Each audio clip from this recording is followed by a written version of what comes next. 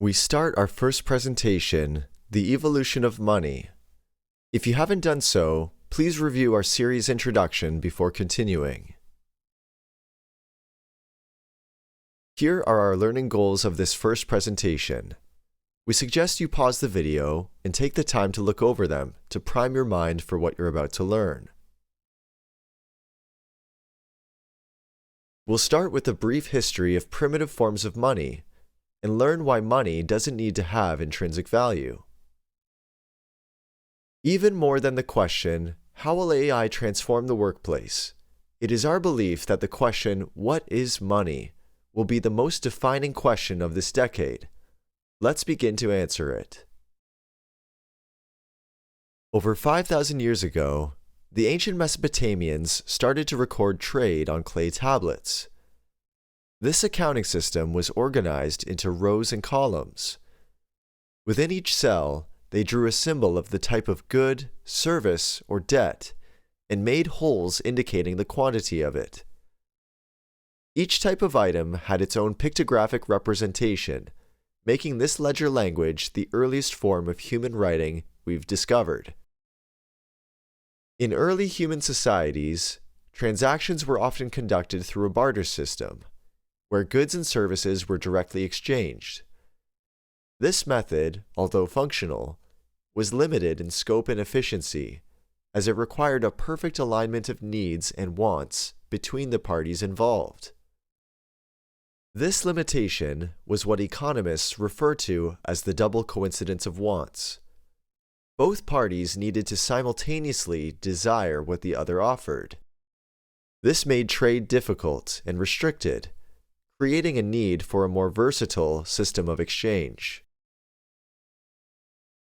To overcome the limitations of barter, the practice of credit or debt emerged.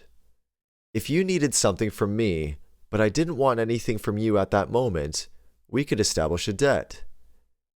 You'd receive the item and promise to repay me later with goods or services. This effectively transformed the immediacy of barter into a more flexible, time-shifted transaction. As these credit arrangements became more common, they began to take on a life of their own. Debt agreements, or IOUs, might be traded or accepted by others within a community as payment. Essentially, these IOUs or debt obligations were functioning as a primitive form of currency. The role of institutions. Over time, the recognition of these debt agreements required more formal oversight. This could be from a community leader, a temple, or some early form of governmental body. These institutions might standardize the debts, or even issue their own recognized IOUs. This provided a layer of trust that people could depend on to verify the legitimacy of transactions. As communities grew larger and trade expanded beyond local borders, the system of IOUs became more challenging to manage.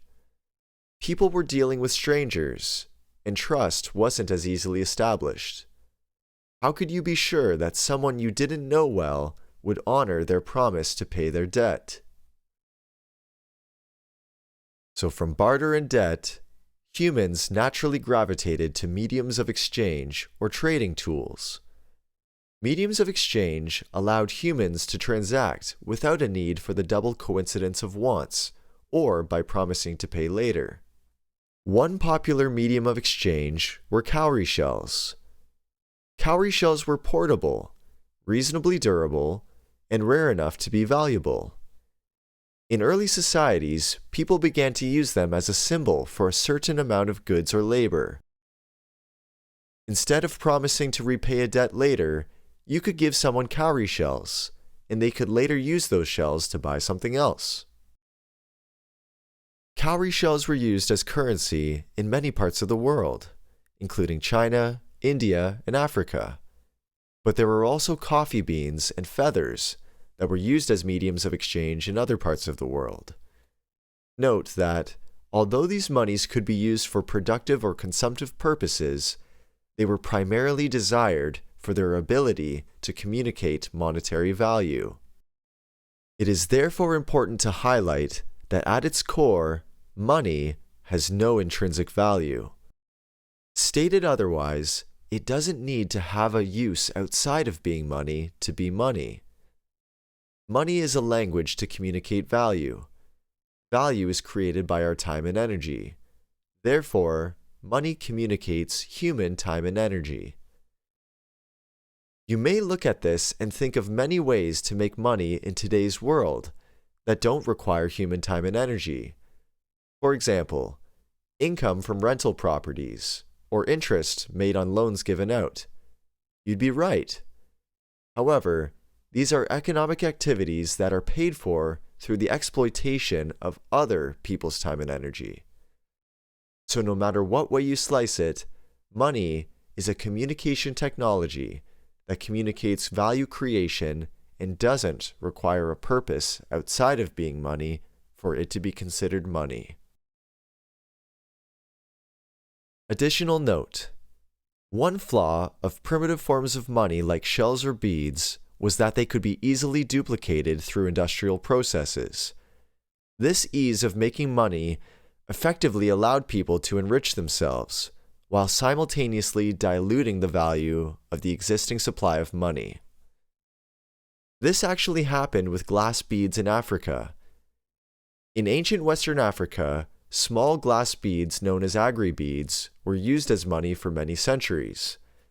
When Europeans discovered this, they began counterfeiting these beads and used them to confiscate African wealth. Counterfeiting agri beads contributed to the development of the transatlantic slave trade. Thinking about how money is created today, could the ease in its creation also result in various forms of oppression? The answer is yes. That completes our first learning goal of this presentation. Let's move on to learning goals 2 and 3, which are the most important learnings to carry with you throughout this presentation.